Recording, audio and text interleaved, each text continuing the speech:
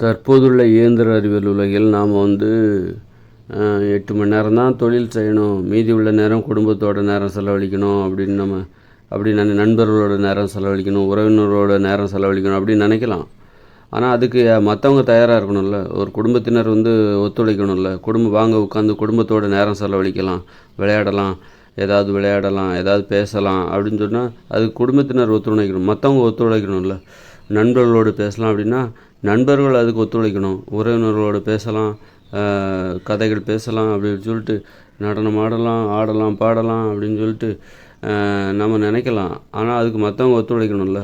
எல்லாருமே கையில் ஒரு மொபைல் ஃபோனை வச்சுட்டு தனித்தனியாக உட்காந்துருக்கும் போது நாம் அந்த மாதிரியான வாழ்க்கை முறைக்கு அது சரியாக இருக்கலாம். ஆனால் அது இந்த இயந்திர அறிவியல் உள்ளதுக்கு பொருந்தாததாக இருக்கிறது. நீங்கள் நினச்சா கூட இன்றைக்கி ஒரு குடும்பத்தினரால் ஒன்றா உட்காந்து மகிழ்ச்சியாக கதை பேசுகிற அந்த வாழ்க்கை இன்றைக்கி சாத்தியம் இல்லை. இன்றைக்கி எல்லாருமே இந்த எல்லாரையும் இந்த தனிமைப்படுத்தி விட்டது. இந்த மொபைல் ஃபோன் அல்லது டிவி இதெல்லாம் தனிமைப்படுத்தி விட்டது. ஒரு அரசாங்கம் நினச்சா அது முடியும். ஒரு அரசாங்கம் நினச்சாக்கா காலையில் இரவு 7 மணிக்கு மேலே தான் மொபைல் ஃபோனில் சமூக வலைதள ஊடகங்கள்லாம் செயல்படும் அப்படின்னு சொல்லிட்டு அந்த நிறுவனங்கள் சமூக வலைதள ஊடகங்கள்லாம் இருக்குல்ல, ஃபேஸ்புக்கு, அதிலோட ஒப்பந்தம் போட்டு நீங்கள் உங்கள் ஒலிபரப்பை எங்கள் நாட்டுக்கு மட்டும் நீங்கள் எங்கள் நாட்டு விதிமுறைக்கு உட்பட்டு தான் ஒலிபரப்பணும், இரவு 7 மணிக்கு மேலே 10 மணி வரைக்கும் அப்படின்னு ஒரு சட்டம் போட்டுருணும். அது மாதிரி டிவி ஒலிபரப்பும் அப்படி தான், தொலைக்காட்சி ஒலிபரப்புகளும் அப்படி தான் இருக்கணும். அந்த மாதிரி ஒலிபரப்புனாக்கா மக்களை கட்டுப்படுத்த முடியும். மக்களை ஒரு குடும்பமாக ஒன்றா இருந்து சந்தோஷமாக பேசுகிறதுக்கு உதவியாக இருக்கிறதுக்கு அதுக்கான வேலைகளை செய்ய முடியும். ஒரு அரசாங்கம் நினச்சா அப்போ கூட நீங்கள் மொபைல் ஃபோன்லாம் பார்த்தீங்கன்னா சேமித்து வைத்து கொண்டு பார்க்கலாம். ஒரு படத்தை டவுன்லோட் பண்ணி வச்சு பார்க்கலாம் தானே. நேரடி ஒலிபரப்பு தான் எல்லாருமே பார்க்குறாங்க அப்படின்னு ஒன்றும் கிடையாது தானே. டவுன்லோட் பண்ணி நிறைய விஷயங்களை டவுன்லோட் பண்ணி கூட பார்க்கலாம். அதனால் ரொம்ப கட்டுப்படுத்துகிறது ரொம்ப கஷ்டம். இந்த இயந்திர அறிவியல் உலகில் மக்களை ஒன்றா உட்காந்து கதை பேசுங்க, ஒரு குடும்பமாக உட்காந்து கதை பேசுங்க அப்படின்னு சொல்கிறது ரொம்ப கடினமான விஷயம். இன்னொன்று என்னென்னா, எல்லோரும் ஒன்றா உட்காந்து கதை பேசணும் அப்படின்னா இங்கே எல்லாருமே சமமாக இருக்கணும். ஒருத்தர் வசதியாக இருக்கார், ஒருத்தர் குடிசையில் இருக்கார், ஒருத்தர் ஒரு குடும்பத்துக்குள்ளே ஏற்றத்தாழ்வுகள். ஒரு குடும்பத்தில் உள்ள ஒருத்தர் அண்ணா 50,000 சம்பாதிக்கிறார், தம்பி 20,000 சம்பாதிக்கிறாரு, இன்னொரு தம்பி வேலை தேடிட்டு இருக்காரு, வேலை இல்லாமல் வேலைக்கு போகாமல் சும்மா இருக்கார். இந்த மாதிரி ஏற்றத்தாழ்வுகள். அண்ணன் பெரிய வீட்டில் வசிக்கிறார், தம்பி அதை விட பெரிய வீட்டில் வசித்து கொண்டு இருக்கிறார். ஒரு குடும்பத்துக்குள்ளே நீ பெரியவன், நான் பெரியவன், அண்ணனோட தம்பி பெரிய ஆளாக இருப்பார், நிறைய பணம் சம்பாதிப்பார். இந்த ஏற்றத்தாழ்வுகள். அக்கா கம்மியாக சம்பாதிப்பாங்க, அல்லது தங்கச்சி நிறைய சம்பாதிப்பாங்க, அம்மா ஹவுஸ் ஒய்ஃபாக இருப்பாங்க. இந்த மாதிரி ஏகப்பட்ட ஏற்றத்தாழ்வு. இதெல்லாம் கடந்து நாமெல்லாம் ஒன்றுங்கிற அந்த உணர்வு வரவே வராது. அவங்க ஸ்டேட்டஸ் அந்த மாதிரி ஒரு குடும்பத்துக்குள்ளே வேறுபாடு. அதனால் ஒரு தெருவிலே வேறுபாடு. இதுதான் நாமெல்லாம் ஒன்றா கூடி உட்காந்து பேசுகிறதுக்கு தடையாக இருப்பது எதுன்னா இதுதான். நம்மலாம் அதனால் இதில் ஒரு சமத்துவம் என்றைக்கு வருதோ அது இந்த இயந்திர அறிவியல் உலகில் அது வராது. இந்த ஏற்றத்தாழ்வுகளை கடந்து நாமெல்லாம் ஒன்றுன்னு நினைக்கிற அந்த மனப்பான்மை வரவே வராது. நீங்கள் ஒரு வேலை செய்கிற இடத்துல போனாலும் உங்கள் லெவலுக்கு யார் சம்பளம் வாங்குகிறாங்களோ அவங்ககிட்ட தான் நீங்கள் நல்லா பேசுவீங்க. உங்களுக்கு கீழே சம்பளம் வாங்குறவங்க, உங்களை விட பல மடங்கு குறைவாக சம்பளம் வாங்குறவங்ககிட்ட நீங்கள் பேச மாட்டீங்க. சும்மா லைட்டாக ஒரு வணக்கம், ரொம்ப அதிகமாக அவங்ககிட்ட அதனால் பேச மாட்டீங்க. இந்த ஏற்றத்தாழ்வுகள் இருக்குல்ல, மக்களை ஒன்றாக இருக்க விடாது. அதனால் இந்த ஏற்றத்தாழ்வுகளுடன் உடைய இந்த உலகத்தில் தனித்து இருப்பது தான் இயல்பான தன்மை. அதனால தான் எல்லோரும் தனித்தனியாக இருக்காங்க. ஒரு வீடாக இருந்தாலும் யாருமே அதிகமாக பேசிக்க மாட்டேங்க. பேசினா சண்டை தான் வரும் கண்டிப்பாக. ஏற்றத்தாழ்வுகளுடன் நீங்கள் மற்றவங்ககிட்ட பேசுனீங்கன்னா அது சண்டையாக தான் முடியும். அது சண்டையில் தான், தவறான புரிதலில் தான் முடியும். அதனால் இந்த இயந்திர அறிவியல் உலகில் எல்லாருமே என்ன பண்ணணும், எப்போதும் நீங்கள் செய்கிற ஒரு வேலை, ஒரு லட்சியம் வச்சுக்கோங்க. அதாவது இங்கே உறவாடுவதற்கோ பெரிதாக ஒன்றுமே இல்லை. மற்றவர்களுடன் உறவாடுவதற்கு ஒன்றா இருக்கணும், அது வேணால் வச்சுக்கலாம். ஒரு குடும்பத்தினராக ஒன்றா இருக்கலாம், பார்த்துக்கிட்டு இருக்கலாம், பக்கத்தில் இருக்கலாம். ஆனால் பெருசாக பேசக்கூடாது, பழகக்கூடாது. தவறான புரிதல் தான் ஏற்படுத்தும். ஏன்னா ஏற்றத்தாழ்வுகள் நிரம்பிய உலகம் இது. அதனால் இங்கே வந்து ஒன்றாக கலந்து உருவாடுவதற்கு தகுதியற்ற உலகமாக இது மாறிவிட்டது. அதனால் தனித்தனியாக இருப்பதே சிறந்தது. வன்முறையை அது தவிர்க்கும், தேவையற்ற பிரச்சனைகளை தவிர்க்கும். நம்ம வந்து சந்தோஷமாக இருக்க முடியலன்னா கூட பரவாயில்ல, சண்டை போடாமலாம் இருக்கலாம்ல. அதுதான் வந்து நம்ம தனித்து இருப்பதற்கு, அமைதியாக இருப்பதற்கு. ஒரு குடும்பத்தினர் ஏன் அமைதியாக இருக்காங்க, ஒருத்தருக்கு ஒருத்தர் அதிகமாக பேசிக்காமல் ஏன் அளவோடு பேசிக்கிட்டு ஏன் அமைதியாக இருக்காங்க அப்படின்னா, நம்ம வந்து ஒன்றா கூடி சந்தோஷமாக இருக்க முடியலன்னா கூட பரவாயில்ல, சண்டை போட்டுக்காமலாம் இருக்கலாம்ல. அதுதான். அதனால தான் இன்றைக்கி வந்து ஒரு குடும்பமாக இருக்காங்க, ஆனால் அமைதியாக இருக்காங்க, தனித்தனியாக இருக்காங்க. கணவன் மனைவி கூட நிறைய பேசிட்டாங்கன்னா அங்கே சண்டை வந்துடும். அதனால் அந்த மாதிரியான உலகத்தில் வாழும்போது நாம் வந்து நமக்கான லட்சியங்களை தேர்ந்தெடுக்கும்போது எப்போதும் செய்கிற ஒரு லட்சியமாக இருக்கணும். எப்போதும் செய்கிற ஒரு லட்சியம்னா, நீங்கள் உங்கள் நேரத்தில் விழித்திருக்கிற நேரம் முழுவதும் நீங்கள் அதை பற்றி சிந்திக்கணும், உங்கள் தொழிலை பற்றி சிந்திக்கணும்.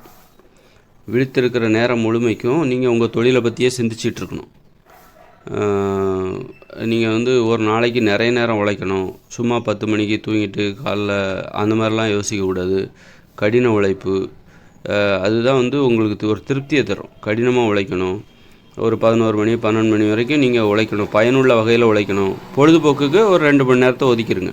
இந்த தொலைக்காட்சி மொபைல் ஃபோன் வழியாக நீங்கள் பொழுதை போக்குவதற்கு ஒரு 2 மணி நேரத்தை ஒதுக்கிடுங்க.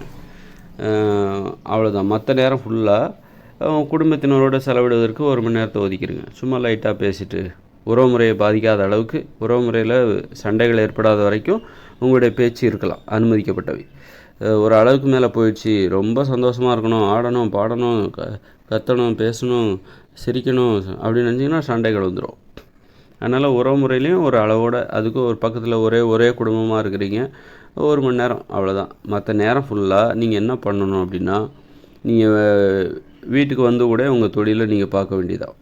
வேறு வழியே இல்லை. இந்த இயந்திர அறிவியல் உலகம் நமக்கு அதுதான் கற்றுக் கொடுக்குது. இந்த உலகத்தோடு நமக்குன்னு ஒரு சிந்தனை இருக்குது. அதாவது அப்படி வாழ்ந்தால் நல்லாயிருக்கும், வீட்டுக்கு வந்தால் தொழிலை பார்க்கக்கூடாது, தொழில் வீட்டுக்கு வந்தால் வேறு வேலையை தான் பார்க்கணும் அப்படின்னு சொல்கிறது நல்லா தான் இருக்குது. ஆனால் அப்படிப்பட்ட சூழ்நிலை அப்படி இல்லையே. நாம் மட்டும் நினச்சா போதுமா? அதற்கான ஒத்துழைப்பு வேணும்ல. தினமும் விளையாடணும்னு ஆசை தான், தினமும் 1 மணி நேரம் விளையாடணும், 1 மணி நேரம் ஆடல் பாடல் குடும்பம் அப்படி இப்படின்னு. ஆனால் அதுக்கு தடையாக இருக்குது, அங்கே நிறைய விஷயம் இருக்குதுல்ல. அதற்கு தடையாக இருக்க இங்கே நிறைய விஷயம் இருக்குது. அதை நம்மளால் டெய்லி விளையாடணுங்கிறதுக்கு இங்கே விளையாட்டு மைதானங்கள் வேணும், நண்பர்கள் வேணும், விளையாடுவதற்கு தயாராக இருக்கிற நண்பர்கள் வேணும். ஏன் வரமாட்டாங்கன்னா, எல்லோரும் இங்கே சமம் கிடையாது. எல்லோரும் உயர்ந்தவர்கள் தாழ்ந்தவர்கள் அப்படிங்கிற பொருளாதார அடிப்படையில் எல்லாருமே சமமாக இங்கு இல்லை. உயர்ந்தவர்கள் தாழ்ந்தவர்கள் என்று இங்கு கற்பிக்கப்படுகிறது. வீடு யாருக்கும் ஒரே மாதிரியா இல்லை. ஒருத்தர் உயர்ந்தவராக இருக்கார், ஒருத்தர் தாழ்ந்த வீடாக இருக்குது, ஒரு சின்ன வீடாக இருக்குது, இன்னொருத்தர் பெரிய வீடாக இருக்குது. பெரிய வீடுகளில் வசிக்கிறார். அப்புறம் பெரிய வீடுகளில் வசிக்கிறவங்க அவங்க சாப்பிட்ற உணவு வேறையாக இருக்குது. ஒரு குடிசையில் வசிக்கிறவங்க அல்லது சின்ன வீடுகள், ஒரு சின்ன காங்கிரீட் கட்டடத்தில் அவங்க சாப்பிட்ற உணவு வேறையாக இருக்குது. இப்போ உணவுகளில் வேறுபாடு. அதனால தான் ஒன்றா கூடுறதுல இவ்வளோ பிரச்சனை இருக்குது. ஒற்றுமையாக இருப்பதில் தடையாக இருப்பது இந்த ஏற்றத்தாழ்வுகள் தான். ஏற்றத்தாழ்வுகளை இந்த இயந்திர அறிவியல் உலகில் நம்ம தவிர்க்க முடியாது. அது வந்து ஏற்படுது. ஆனால் நம்ம தவிர்த்திருக்கலாம், அது வேறு விஷயம். தவிர்த்திருக்கலாம் என்பது வேறு விஷயம். இந்த வீடுகள் எல்லாம் ஒரே அளவில் இருக்கணும், யூனிஃபார்ம் போடணும், தினம் ஒரு கலரில் ஒரு ட்ரெஸ், எல்லாருமே அந்த ஒரு யூனிஃபார்மை கடைபிடிக்கணும். அதுங்கிறது நம்ம செஞ்சிருக்க வேண்டிய கடமைகள். ஆனால் இந்த இயந்திர அறிவியல் உலகம் எப்படி இருக்கிறது, இன்றைய உலகம் எப்படி இருக்கிறது, அதற்கு தகுந்தாற் போன்று நாம் நம்முடைய வாழ்க்கையை வடிவமைத்து கொள்ள வேண்டும்.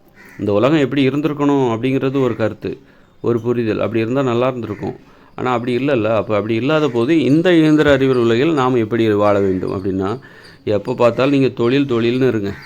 அதுதான் உங்களுக்கு திருப்தியை தரும்.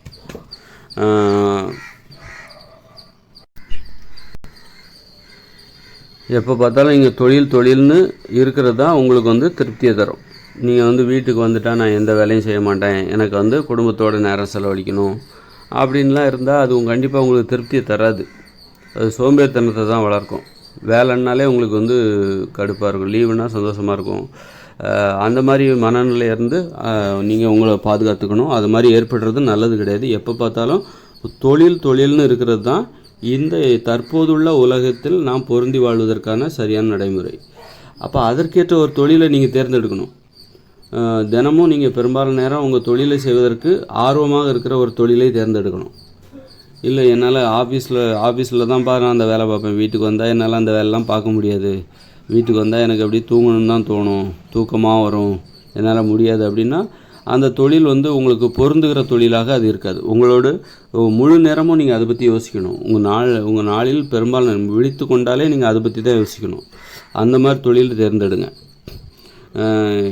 எப்படா வேலை விடும் வீட்டுக்கு வரலாம், அப்படி வீட்டுக்கு வந்து டிவி பார்க்கலாம், மொபைல் ஃபோன் பார்க்கலாம், சும்மா உட்காந்து அப்படி அந்த மாதிரி ஒரு தொழில் வந்து கண்டிப்பாக தேர்ந்தெடுக்காதீங்க. அதுலேருந்து மாறி முழு நேரமும் நீங்கள் உங்கள் தொழிலை பற்றியே சிந்திக்கணும். நீங்கள் செய்கிற தொழில், அது நீங்கள் சமூக சேவை செஞ்சாலும் அது உங்களுக்கு தொழில் தான், மருத்துவராக இருந்தாலும் அது உங்களுக்கு தொழில் தான். ஏன்னா சம்பளம் தரக்கூடிய உங்கள் வாழ்வாதாரத்திற்காக நீங்கள் செய்யக்கூடிய அனைத்துமே உங்களுக்கு தொழில் தான். இப்போ முதலமைச்சராக இருக்காருன்னா அது அவருக்கு தொழில் தான், அவருக்கும் சம்பளம் கொடுக்கப்படுகிறது, அதன் மூலம் அவருக்கு வந்து வாழ்வாதாரம் கிடைக்கிறது. அதனால் வந்து நீங்கள் சமூக சேவை செஞ்சாலும் அதுதான் உங்களுக்கு முழு நேரமாக செய்கிறீங்கன்னா அதுதான் உங்களுக்கு வாழ்வாதாரத்தை தருகிறது, வாழ்வதற்கான பொருளாதாரத்தை தருகிறது, உணவை தருகிறது. அப்படின்னா அது உங்களுக்கு தொழில் தான். அதனால் எந்த ஒரு தொழிலை நீங்கள் தேர்ந்தெடுக்கணும் அப்படின்னா முழு நேரமும் தினமும் நீங்கள் முழு நேரமும் செய்யக்கூடிய ஒரு தொழில். முழு நேரம்னா நீங்கள் நைட்டு ஒரு 12 மணி வரைக்கும் விழித்திருந்து நீங்கள் அந்த வேலையை செய்யணும். 12 மணி 1 மணி வரைக்கும் நீங்கள் உங்கள் வேலையில் செய்வதற்கு விஷயம் இருக்குது, ஆர்வம் இருக்கணும். அந்த ஆர்வம் இருக்க வேண்டும். சாயந்தரம் 5 மணியோட வேலை முடிஞ்சு ஆஃபீஸில் வேலை முடிஞ்சுன்னா வீட்டுக்கு எப்படா போவோம், வீட்டில் போய் சும்மா டிவி பார்க்கலாம், மொபைல் ஃபோன் பார்க்கலாம். அதுக்கப்புறம் வீட்டுக்கு 5 மணிக்கு வந்துட்டீங்க, 10, 11, 12 மணி வரைக்கும் கிட்டத்தட்ட 7 மணி நேரம் நீங்கள் சும்மாவே பொழுதுபோக்குறீங்க. அந்த மாதிரி உங்களுக்கு ஆர்வமே இல்லை. உங்கள் தொழிலில் வந்து வீட்டில் வந்தும் செய்யணும் அப்படிங்கிற ஆர்வம் உங்களுக்கு இல்லை, உங்கள் திறமையை வளர்த்துக்கணுங்கிற ஆர்வம் உங்களுக்கு இல்லை, உங்கள் தொழிலில் உள்ள அந்த கடமைகளை மேற்கொண்டும் வீட்டுக்கு வந்த பிறகும் செய்யணுங்கிற ஆர்வம் உங்களுக்கு இல்லை அப்படின்னா அந்த தொழிலை தேர்ந்தெடுக்காதீங்க. அது கண்டிப்பாக என்றைக்குமே உங்களுக்கு வந்து சோம்பேறித்தனத்தை தான் உண்டு பண்ணும், திருப்தி ஏற்படுத்தாது. நாமளும் இந்த உலகத்தோடு பொருந்தி வாழுகிற அந்த உணர்வை உங்களுக்கு தராது. இந்த இயந்திர அறிவியல் உலகத்தோடு பரபரப்பாக வேகமாக போய் கொண்டிருக்கிற இந்த இயந்திர அறிவியல் உலகோடு பொருந்தி வாழுகிற அந்த உணர்வை அது உங்களுக்கு தராது. பொருந்தி வாழணும், இந்த இயந்திர அறிவியல் உலகோடு நாமும் பொருந்தி வாழணும். எல்லாரும் ஓடிக்கிட்டே இருக்காங்க, அப்படிங்கும்போது எல்லாரும் அப்போது நீங்களும் ஓடிக்கிட்டே இருக்கணும். அப்படி ஓடுவதற்கு ஆர்வமாக இருக்க, கஷ்டப்பட்டு ஓடாதீங்க, ஆர்வமாக இருக்கணும். அந்த ஆர்வத்தை தருகிற தொழிலை செய்யணும். வீட்டுக்கு வந்தோடனே 5 மணி ஆயிடுச்சா என்னால் ஓட முடியாது, என்னால் உட்காந்துரும். ஆனால் எல்லோரும் ஓடிட்டு தான் இருப்பாங்க. நைட்டு 12 மணி வரைக்கும் கூட ஓடிட்டுருப்பாங்க, 11 மணி வரைக்கும் கூட ஓடிட்டுருப்பாங்க. நீங்கள் வந்து ஒரு 5 மணியோட என்னால் முடியாது, நான் உட்காந்துருவேன், இதுக்கு மேலே நான் ஆஃபீஸ் முடிஞ்சிச்சுன்னா நான் வேலையை செய்ய மாட்டேன், நான் வீட்டில் வந்து சும்மா இருக்க தான் எனக்கு பிடிக்கும், வீட்டில் நான் எந்த வேலையும் பார்க்க மாட்டேன் அப்படின்ட்டு அதுக்கு மேலே என்னால் ஓட முடியாது அப்படின்னு நீங்கள் சொல்லுவீங்க. ஆனால் மற்றவங்கெல்லாம் ஓடிக்கிட்டே இருப்பாங்க. நிறைய பேர், எல்லாருமே ஓட மாட்டாங்க, இப்படி நிறைய பேர் ஓட முடியாமல் உட்காந்துருவாங்க. அதனால் நீங்கள் வந்து நீங்கள் தேர்ந்தெடுக்கிற தொழில் வந்து எப்படிப்பட்டதாக இருக்கணும்னா, நீங்கள் ஒரு லட்சியவாதின்னா யாருன்னா, அவர்கள் லட்சியவாதினா முழு நேரமும் உழைச்சிக்கிட்டே இருப்பாங்க. அவங்களுடைய தொழிலில் முழு நேரமும் உழைப்பதற்கு ஆர்வமாக இருப்பாங்க. அதுதான் அந்த உணர்வு எந்த தொழிலில் வருதோ அந்த ஆர்வம் உங்களுக்கு எந்த தொழிலில் இருந்து கிடைக்கிறதோ அந்த தொழிலை தான் செய்யணும். அதுதான் உங்களுக்கு திருப்தியை தரும், உங்கள் வாழ்க்கையை கட்டுப்பாட்டிற்குள் வைத்துக்கொள்ளும்.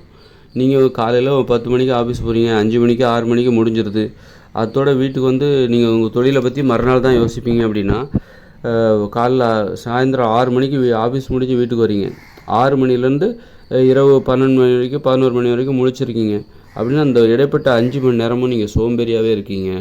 அது உங்கள் உடம்புக்கு நோயை தரும், அந்த மாதிரி திருப்தியை தராது, வளர்ச்சியை தராது. அதனால் வந்து நீங்கள் நிறைய சம்பளம் வாங்கலாம், நான் இவ்வளோ நேரம் வேலை செஞ்சாலே எனக்கு நிறைய சம்பளம் கிடைக்குது அப்படிங்கிறதெல்லாம் தாண்டி நமக்கு வந்து திருப்தி கிடைக்கணும். நம்ம இந்த உலகத்தில் வாழ்கிறோம், ஒரு லட்சியவாதியாக வாழ்கிறோம், எல்லாம் ஒரு போராடுறோம் அப்படிங்கிற அந்த திருப்தி உணர்வு, நமது வாழ்க்கையை நம்ம வந்து கரெக்டாக அனுபவித்து கடந்து போகிறோம் அப்படின்னு நமது வாழ்க்கையை நாம் அர்த்தமுள்ளதாக மாற்றுவதற்கு அந்த மாதிரி முழு நேரமும் உழைப்பதற்கேற்ற ஒரு லட்சியத்தை தேர்ந்தெடுத்து முழு நேரமும் நம்ம வீட்டுக்கு வந்தாலும் நம்மளால் உழைக்காமல் இருக்க முடியாது, அந்த ஆர்வத்தை தூண்டுகிற ஒரு தொழிலை தேர்ந்தெடுத்து உழைக்க வேண்டும். சும்மா இருந்துட்டாலே நமக்கு வந்து அந்த மகிழ்ச்சி கவலைகள் வந்துடும். இந்த இயந்திர அறிவியல் உலகில் நீங்கள் சும்மா உட்காந்தா உங்கள் கூட வந்து பேசுகிறதுக்கு இங்கே ஆட்கள் கிடையாது, எல்லாருமே தனித்தனியாக வாழ்ந்துகிட்ருக்காங்க. அதனால் சும்மா இருந்தீங்கன்னா எல்லாருமே வந்து பரபரப்பாக அவங்க தொழிலில் தீவிரமாக வேலை செஞ்சிட்ருக்கும்போது நீங்கள் சும்மா இருந்தீங்கன்னா உங்களுக்கு கவலைகள் வரும். அதனால் நாமளும் வேகமாக ஓடலைன்னா கூட பரவாயில்ல, மெதுவாவது ஓடணும் அதுதான் முக்கியம். அதுதான் நமக்கு திருப்தியை தரும். ஓடாமல் இருப்பது தான் நமக்கு கவலை தரும். வேகமாக ஓட முடியலையே அப்படின்னு சொல்லிட்டு கவலைப்படாதீங்க. ஓடவே முடியாமல் இங்கே நிறைய பேர் இருக்காங்க. ஓடாமலே நிறைய பேர் இருக்காங்க. வேறு திசைகளில் ஓடுகிறவர்கள் இருக்கிறார்கள். அதனால் ஓடுவது தான் நீங்கள் முக்கியம். நீங்கள் மெதுவாக ஓடினா கூட பரவாயில்ல. ஒரு ஆமை போல் நீங்கள் மெதுவாக போனால் கூட பரவாயில்ல. ஆனால் நீங்கள் போகிறீங்க, மெதுவாவது போகிறீங்கிறது தான், ஓடுறீங்க அப்படிங்கிறது தான் முக்கியம். இங்கே மெதுவாக போகிறது, வேகமாக போகிறீங்க அதெல்லாம் முக்கியம் கிடையாது. மெதுவாவது போகிறீங்கல்ல, மெதுவாக கூட போகாமல் சும்மா உட்காந்துருக்காங்கல்ல, அதோட இது எவ்வளோ பெரிய விஷயம். அதனால் ஓடினாலே அந்த திருப்தி உங்களுக்கு கிடச்சிரும். மெதுவாக ஓடினாலே உங்களுக்கு அந்த திருப்தி கிடச்சிரும். அந்த திருப்திங்கிறது எப்போ வரும்னா, நீங்கள் முழு நேரமும் நீங்கள் உங்கள் தொழிலை பற்றி யோசிக்கணும். அதுதான் இந்த இயந்திர அறிவியல் உலகம் உங்களுக்கு கொடுக்குற நிர்பந்தம். உங்களுக்கு அப்படி ஒரு நிர்பந்தத்தை கொடுக்குது. அப்போ தான் நீங்கள் இந்த இயந்திர அறிவியல் உலகில் நீங்கள் திருப்தியாக வாழ்வதற்கு இந்த உலகம் உங்களை அனுமதிக்கும். முழு நேரமும் பொழுதுபோக்குக்கு ஒரு 2 மணி நேரத்தை ஒதுக்கிடுங்க. 2 மணி நேரமோ 1 மணி நேரமோ ஒதுக்கிடுங்க. அப்புறம் குடும்பத்தோட நேரம் செலவிட ஒரு 1/2 மணி நேரத்தை ஒதுக்கிடுங்க. இப்படி தேவையானவற்றுக்கெல்லாம் ஒதுக்கிட்டு மீதி உள்ள நேரம் அத்தனையும் நீங்கள் உங்கள் தொழிலை பற்றி சிந்திக்கணும். அதுபோன்ற ஒரு வாழ்க்கையை அமைத்துக் கொள்வது தான் உங்களுக்கு திருப்தியை தரும்.